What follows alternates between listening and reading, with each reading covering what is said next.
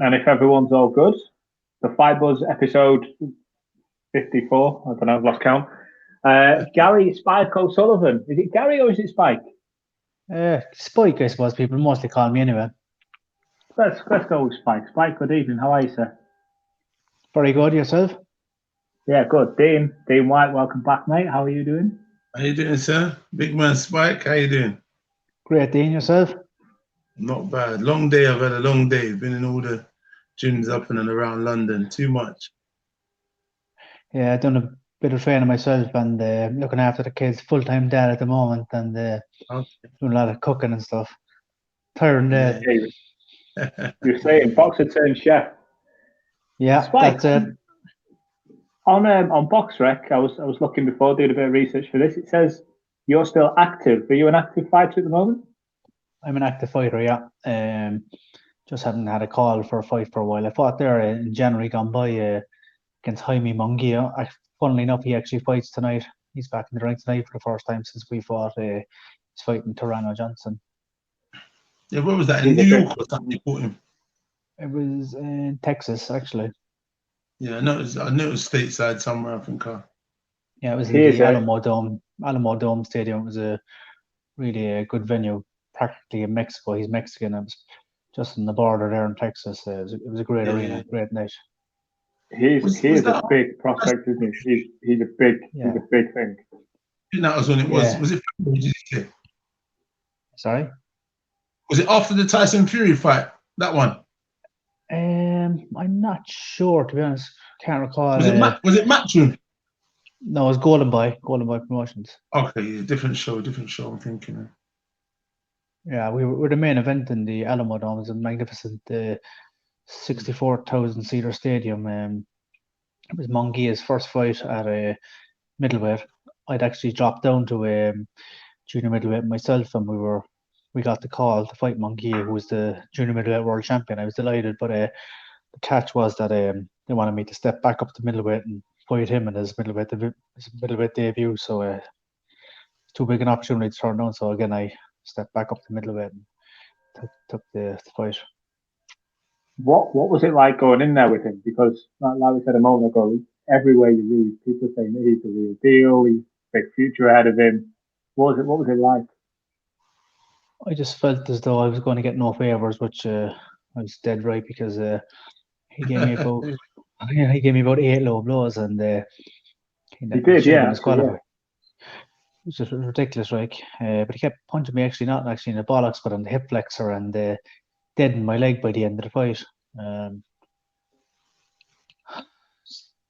He's a big future ahead of him. It was his 35th fight, and he was undefeated world champion. So, obviously he's far more marketable, and he's more longevity left in his career than I do. He's 23, I think. So, he obviously wanted him to win. So it was going to be no favors. But I did manage to almost knock him out. Unfortunately, he got a good chin, and he took it well.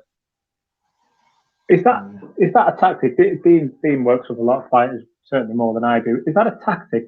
You think of the low blow, and you think, all right, you're going for the breadbasket. But it's not always just about that area, because, like you said, you've got hip flexors and other parts there. Is that a tactic? If you're going to fight dirty, that's a little trick you can get away with. Well, to be quite honest, go ahead, Dean. Sorry.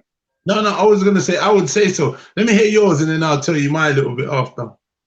Yeah, I've been boxing a long, long time. I've been boxing for 31 years, and it was never something I encountered myself personally. But he repeatedly hit me in the same on the right hip flexor. Jesus Christ, it really took its toll. And I got back to my doctor, my GP in Cork, and he told me take me a number of weeks to recover. And I thought he's probably over exaggerating, that it probably wouldn't take me a couple of weeks to recover, and I'd be fine in no time. And I went out to play football about 2 weeks later, and generally I've got very good balance and never ever fall over on the football pitch. But I just went to take off sprinting in the beginning of the game, and my leg wasn't working. It wasn't working right at all. I just fell straight over. It was never happened to me in my life. It was just definitely a lot of damage done to the hip flexor. It took me a good while to recover from it.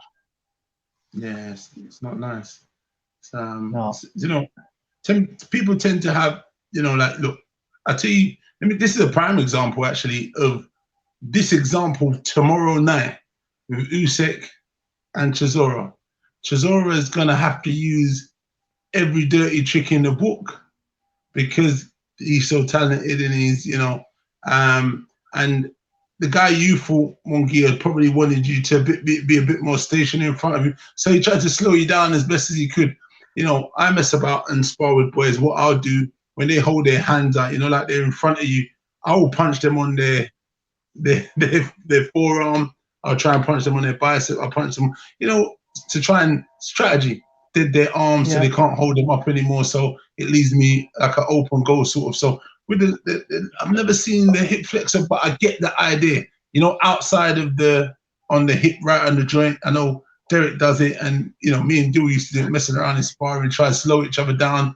You know what I mean? Because if you're moving, you want them to move, slow down. You're going to start trying to dead the leg and punch in the same spot. I tend to punch in the same spot all the time, even with the boys, and when I'm training and sparring with them, I punch the same spot, so it starts to affect them. It's part of my game plan to slow them down. Even if I'm just trying, I'll jab the exact same spot on the bicep all the time and just keep working at it until they can't use that hand no more, and then it allows me to Abador. So it's the hurt game, you know what I mean? Hold on. It is.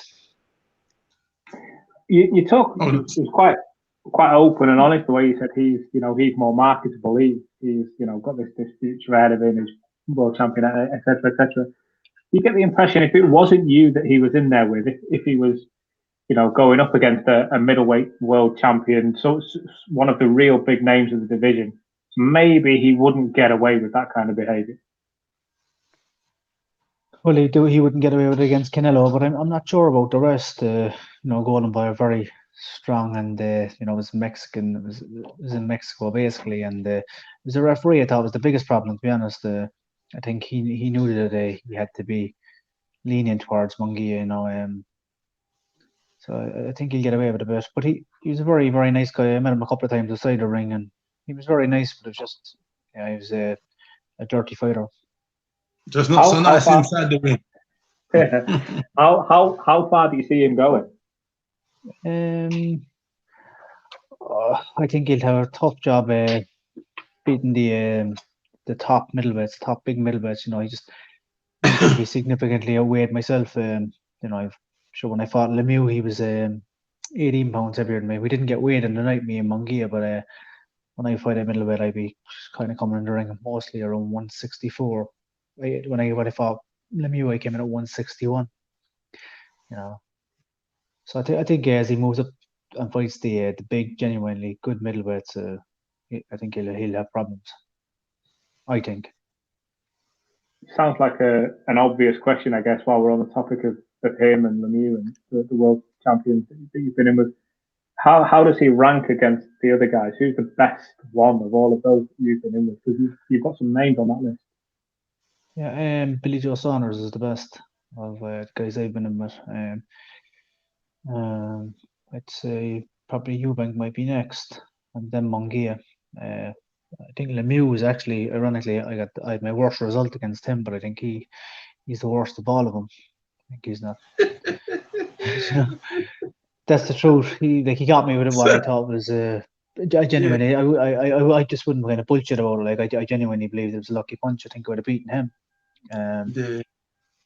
That was the really early on one, wasn't it? It was really on in the fight, first round. And first round. It was just about 2 minutes something, two and a half, over 2.5 minutes. I think it just caught me. I didn't see it coming, as they say. It's the ones you don't see coming. I genuinely didn't see that one coming. Absolutely. You could look back, and he's very, very, very powerful. He was the most powerful by far of them all, for sure, because they all caught me clean. All those fighters, I suppose, they're not the hardest guy in the world to hit. They all caught me with good, solid punches, but Lemieux, he hit the hardest for sure. But I think his overall game, I think he's the worst of them all. His knockout ratio was something else. Yeah, Sorry, the Charlo, one of the Charlo twins, one's at 154, one's at middleweight. How do you think he would fare with? Is it Jamal? I'm not even sure who's who, to be honest. Who's this now, Munguía? Yeah, would it, like against the likes of, is it Jamal or? I know there's Jamal and Jamal. Jamal and Jamal. I think he could have I think he could definitely have a good fight with them. I think it'd be probably a 50-50 fight, but I think if he fought maybe Billy Joe or Canelo, I don't think he'd win. Definitely not. He definitely wouldn't be Canelo anyway. Yeah. What about him against Eubank? Obviously, you've been in with both of them. That would be a very interesting fight. I'd like to see it. They're both of similar size. Well, they're both quite big men, and I think it'd be a very good fight. Yeah, I'd love to see that fight. Do you know, I did sort of anticipate us getting into these big names, maybe not quite straight away, but while we're here, the middleweight division at the minute, I mean, we could do this all night, just pick two names and which way it's. People talk about the heavyweights, right? There's loads going on in the heavyweight division, and there's loads going on in a couple of others, but the middleweights at the moment, that is a stacked division. I want to ask about where you want to go within those names next, but before we do that, just the names up the top there. We've already said already Billy Joe, Canelo, and I know you're kind of bopping between super middle and middle here, but Billy Joe, Canelo, Charlo, Munguía, Lemieux. I mean, he's not at the top, but he's in that kind of area. If you like, it's such a busy division. It is. I think. Well, I don't want to go near any of them because I was back at junior middleweight where I initially started. I started there as a junior middleweight in 2008, and the only reason I ever stepped to middleweight was because I think it was my 10th fight. I was 9-0, and I got called. I was asked to fight for the middleweight Irish title, which it appealed to me because I always thought the middleweights is for me the best division. They got the power and speed combination of both, and I love the middleweight division, and the opportunity to fight for the Irish middleweight title really appealed to me. So I took the opportunity. I stepped up, and won the middleweight Irish title, and I just kind of got a couple of challenges then called out by a couple of middleweights domestically, and so I just fought those fights, and just kind of then I got signed by Frank Warren. I think it was 2010 or around then, and then he signed me as a middleweight, and I got I won the WBO international middleweight title, and ended up Billy Joe. Just all the fights I was getting offered were at middleweight, and I never really turned down a fight. I just took all the fights, but my coach was always saying to me that they're far too big for you, and you should be fighting at light middleweight and get back down to it. And I had done that. I fought at middleweight predominantly throughout my career, but I stepped back down to light middleweight there just before the Munguía fight, and then I got the call thinking I was getting the world championship fight against Munguía, but the catch was he was moving up to middleweight, and I had to fight him at middleweight. I didn't intend to go back to middleweight, but it's just such a big fight, a big stadium on the zone, etc. So it was an opportunity again. I couldn't really turn around, and but I intend to go back to light middleweight now again. When you get these opportunities, does it mess with your career a little bit? Because like you say, it's too big an opportunity to say no, but physically it's not where you feel right. Maybe had you taken a couple of smaller fights, that they would have led to title fights further on. I don't know. You guys will both know better than me. Do you know what?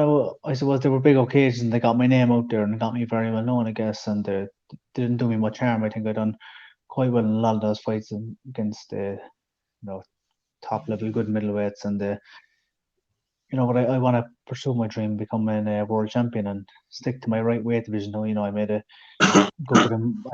good bit of money out through the years, and I've kind of been there, done that. So I want to pursue what I set out to do in the very beginning, to become light middleweight world champion. I feel as though the best is yet to come in my career. I'm 36, but I feel really, really good. I've only been cut once in my career, and I have no scars or injuries, and I think I've gotten a lot more experience now, and I train smarter, and I feel as though I'm at my best.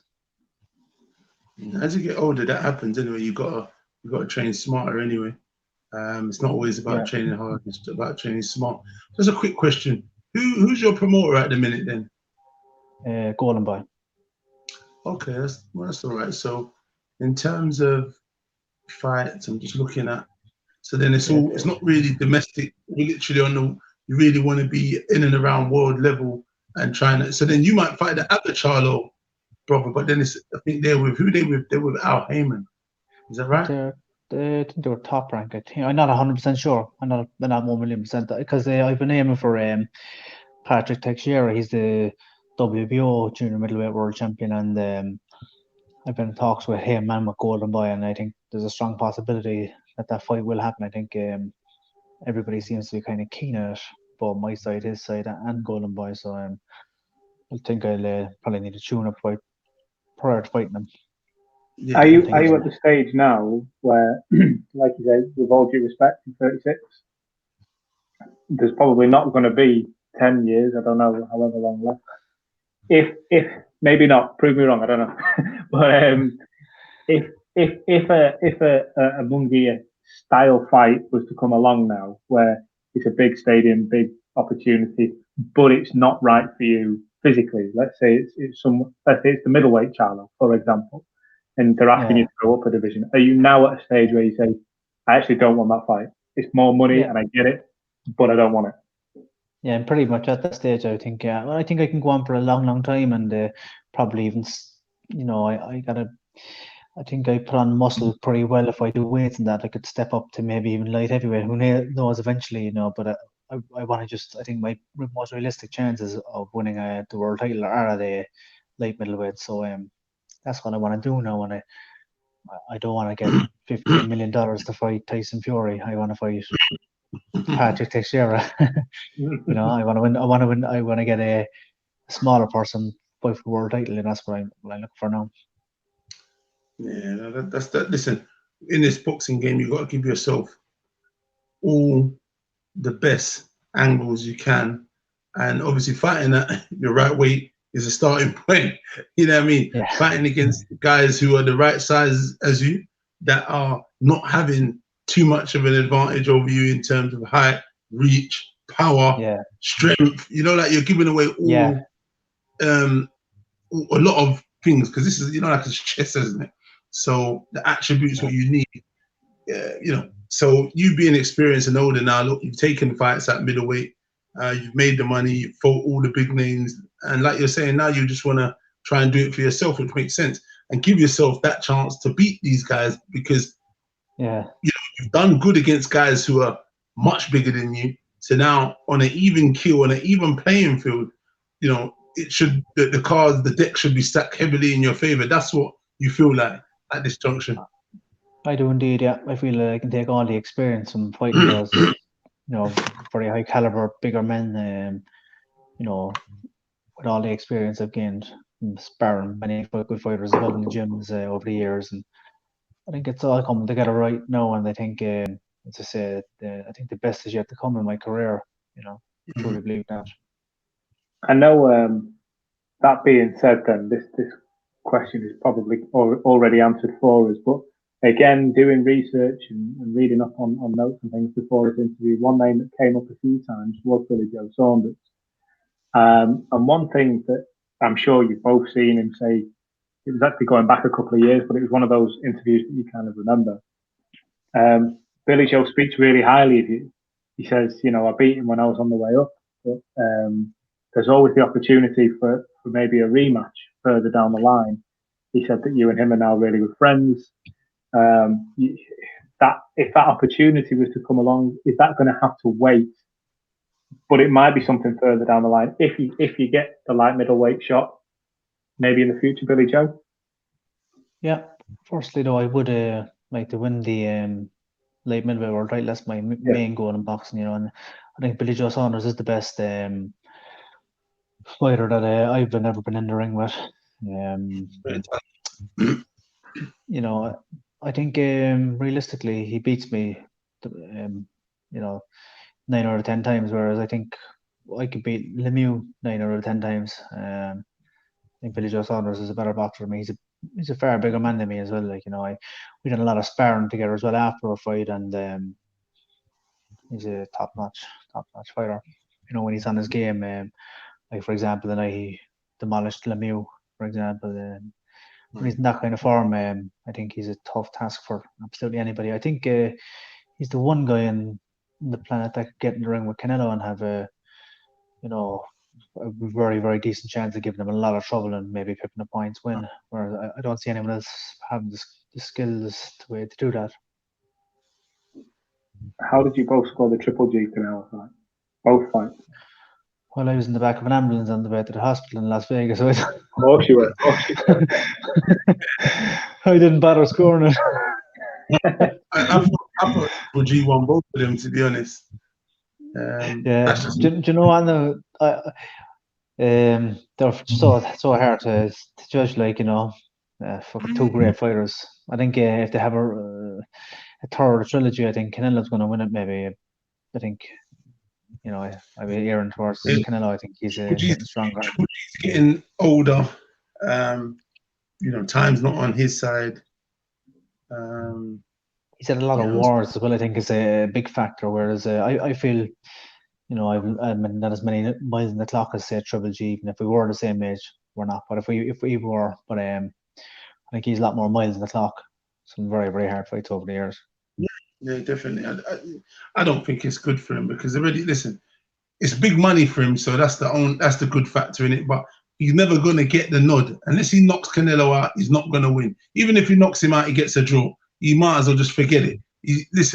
All the chips of the debt is stacked against him, as we saw. He clearly won that first fight, and they gave it a draw. In the second fight, it was even close, but I still gave him enough, and they gave it to Canelo. The only thing he needs to make out of that is money. If that's what he wants to go for, big money, then do that. Other than that, Canelo is going to be younger, stronger. He's always getting better. It's not going to end too well. That granite chin he's got there has been taking a lot of punishment. It's going to forgive him shortly. It might be against that young man there. You know what I mean? Yeah, definitely. Canelo is a very, very hard hitter, as we see with Kovalev and many others. He hits like fuck. So I think he could very well knock out Triple G the next time, I think. And as you say, but I'm a big fan of Mexican boxing, but marketability with Canelo and say Munguía, the Mexican fighters, the boxing, fans in Mexico are probably second to none, the amount of pay-per-views they pay for, etc. So again, the marketability, so it makes more sense for all the promoters and TV channels to have a Mexican champion. So it's very hard against them. Is Canelo avoiding Billy Joe, do you think? Or is his marketing team or his management team, are they avoiding Billy Joe?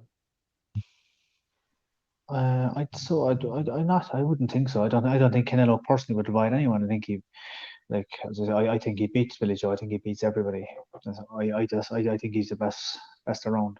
That's my opinion. I think he's very good. I study him a lot actually, especially during this lockdown period, and I haven't been out to the boxing gyms that much since last January. So I've been studying a lot of tapes of Canelo. I think is a great example. Very good techniques. Yeah, I watch him a lot as well. He's very skillful. He's got very good head movement. He's got very good counter punching. His balance, how he kind of leans, comes in. But to be honest, he's really literally got the whole package. He's actually a wrecking machine. He's very calm. He's I think he's the complete fighter. I think he's obviously very well conditioned as well. I think that's one thing Billy Joe Saunders. I don't think he tires in fights like he tired against Eubank and. Well, so does to halfway through, but he's got reason to tire. He's punching with real bad intention and all of his body weight, so I can see. But you know what is? I'd like to see how that fight with Billy Joe Saunders. Billy Joe Saunders is special talent. He boxes very well. He moves well. The only thing I'd think is them kind of body shots that Canelo throws are real devastating body, and he goes to the head and body very, very well. He just looks a bit too slim to be taking those kind of shots. Canelo just looks like a machine. Would it be a good scenario to play out? Billy Joe Saunders versus Canelo. Billy Joe Saunders versus Gennady Golovkin. The winner faces Canelo. Yeah, it's interesting. Yeah, I think Billy Joe could very well beat Golovkin now. I just think he might be able to box his head off. But does Billy take Golovkin's power? Yeah, again, that's something what we'd. He seems like he's got a decent chin, but Golovkin punches hard. He goes to the body well, as you saw with Matthew Macklin. Obviously, something different, I feel, at this junction. He boxes well, southpaw. So, you know. Yeah. Get off, like, if Billy Joe tires out against either of them, he'd want to be in the best condition of his life, even better than the condition that he'd want to be in his very best. Because if he slows down against one of them, that's it. He's fucked. Yeah, 100%. What I want to get to, Spike, before we let you go tonight, I feel like it's a bit unfair to drop this one on you because the fight is tomorrow night, and realistically, it's nearly 9 o'clock now. It might be tomorrow morning that this goes out, but there's some big fights coming up across the divisions. So I think it's only fair, and we get yours as well, Bean. A few predictions of what's going to go down. We'll start with Usyk Chisora. You touched on it before. From a boxing fan's perspective, especially from a casual fan's perspective, this is a great fight. Big, massive clubber against a guy who is supposed to be smaller, but he's won all the belts in the division below. Don't like saying it 'cause it sounds bad towards Derek, but it's marketed as the punch of either boxer. So who wins from those? You know, I guess, look, the way I always look at it is, if you gave me 20 grand and you said, look, if you make a right prediction, you get 20 grand, and if you don't, you get none. I'd say, okay, my 20 grand goes on Usyk to beat the shit out of myself, box him, and you know, he's obviously a hard puncher as well. He's a big man, but I think Chisora has a chance. You know, he's a very experienced, and I didn't see the way, and I presume he came in heavier than Usyk, and yeah, he did, you know, he's experienced. And he's a dangerous guy, like, and he's proven that a couple of times as well. I think he's actually getting better with age, but you know, I think if I have to make a prediction, I go Usyk is going to win. Maybe late stop it, possibly, like the Bellew fight, maybe. Although I think Chisora is a bigger man than Bellew and probably take a bit more punishment. But I think Usyk is going to win anyway. Now, Dean, you're closer to Derek.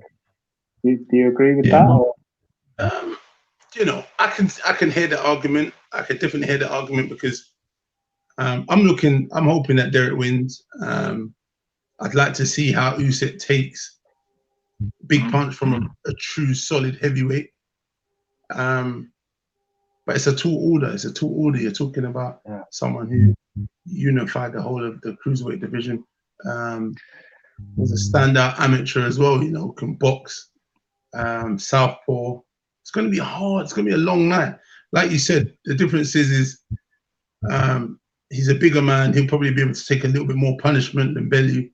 I just hope he doesn't waste too much energy chasing, tires out himself, and gets stopped because of, you know, tiredness after chasing the fight all night. I just would like him to cut the ring, and once he gets in close, hip flexors are fine with me. Back of the spins with me, back of the necks fine with me. All of that's great. All of that's just fine, you know. Because what you've got is you've got very skillful and you've got very strong and determined and will. So sometimes the will and strong desire can break skill and stuff like that. So I'm hoping he applies the pressure, cuts it right. When he gets into punching range, he just lets him have it. Hips, legs, back. The target is this. We did a good win for the UK, and that was started off really good. You know, but it is a tall order. But it's not impossible. Derek's been looking fit and strong in training. I just hope on the night he can go and put it all together. Normally, he's a man that thrives off of the crowd. You know, the crowd give him that push, and you know, when it's not all going his way. Normally, to be honest with you, Dillian is the only man Derek gets up for and gets that kind of spark that ignites something deep in his gut for him to fight and come out and box really well. I think he needs to pull that kind of Derek out from wherever it is, if it's under the rug, under the bed, and say, that's so Dillian's in that ring tonight, let's have it, and try and get that mindset, you know, because when he fights Dillian, he really, really turns up. You know what I mean? That's the best Chisora I normally see. He splattered Spilka. You know, that was a Spilka who was on his little way out. He was having a hard fight with Takam, which was really, really good matchmaking. And then he put him to pasture. So you see what I'm talking about? You can't write him off.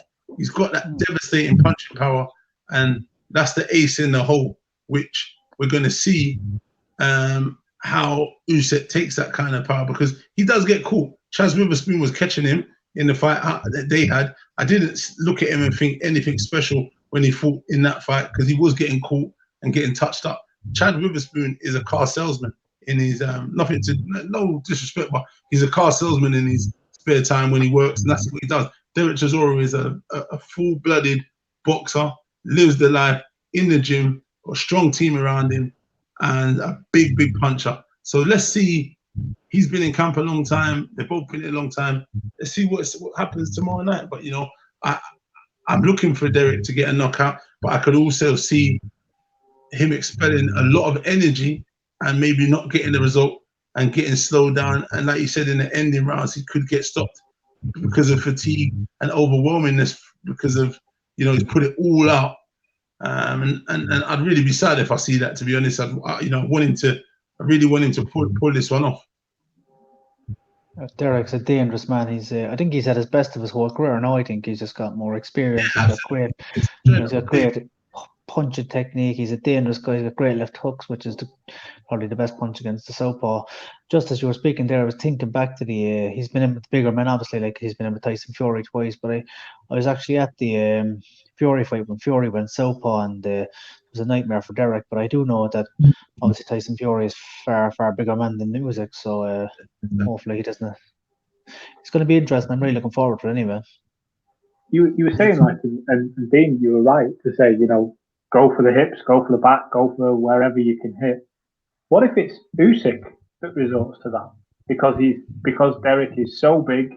Listen, Usyk might not be as big as Derek, but he's obviously still able to pack a punch. You know, this is still a big, hard guy. If he's thinking the only way I'm going to get this is by doing these, it's a fight, isn't it? Like you said, you're in the hurt business. It's not beyond the realm of possibility. I think if he gets dragged into a street fight with Derek, it'll be a big mistake, because I think Derek's probably the heavier, stronger man, and I think Usyk would be best to stick to his boxing and try and move. And but I think if he gets up close and gets a street fight with Derek's a fucking madman. So I think he's going to the wrong shop there with Derek. He'll probably get a headbutt and an elbow.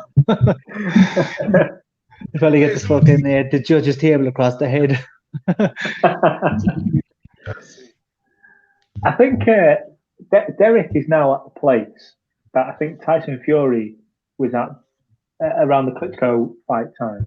Do you remember the second press conference for Fury-Klitschko, where Fury was saying to Klitschko, how can you prepare for me when even I don't know what I'm going to do next? Like, how can you prepare for me when I've got no idea? I could be really happy, I could be really sad, I could be mental, I could be throwing things around, I could be calm, I think Derek's there, isn't he?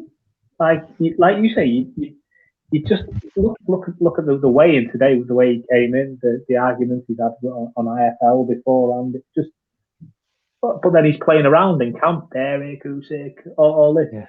You just don't know where he's coming from. Yes, funny stuff. Very entertaining. Very, very entertaining. I love it. Like, I think that's one of the best parts about boxing. I love all that, all the antics pre-fight. I think Usyk's a great character as well. I'm following Instagram, and I think he's a great crack. Great fun. Yeah. You were always up for a bit of the pre-fight entertainment. Were you not, Spike? Oh yeah, geez, great. You know, it's very enjoyable. I have a lot of fun doing it, and done some good funny things over the years, and really enjoyed them. Next big fight. Dean, tell me if I'm wrong here. Is it Billy White Povetkin before Joshua Pulev, or Joshua Pulev first? No, Billy and Povetkin 2 is November the 21st, and AJ I think is December the 12th. I was just chatting to Dillian for a long time just now. He's off to the gym. He's got sparring. Yeah, he's in a good place. He's cool. He's cracking on. You know, he wants redemption. He's, you know what I mean, he wants to get the win back and do his thing. You know, but yeah, he's in a good place. He said, "Listen, I'm just cracking on. I feel ahead of schedule where I am in terms of, cause I started in a better place. Obviously, I've gone back and I'm kind of on weight anyway. So his weight is very good, and he feels strong, and he's just ticking over. He's gonna go. He's got some new sparring partners in as well, so he's just doing his bit, man. He's yeah, I might go out there in a little bit if I can, if timing permits. But yeah, he's all right, man. He's just in a place. He's just like, listen, you know, we just got to go and run it back, man, and seek that redemption, and maybe bring out the nasty guy. And, you know what I mean? When he got him hurt, obviously he got a bit complacent, and the nasty streak we've seen in previous fights wasn't there, obviously, because that's what happens sometimes when you're comfortable. You switch off, and then you get switched off. You know, and he got caught with an amazing shot.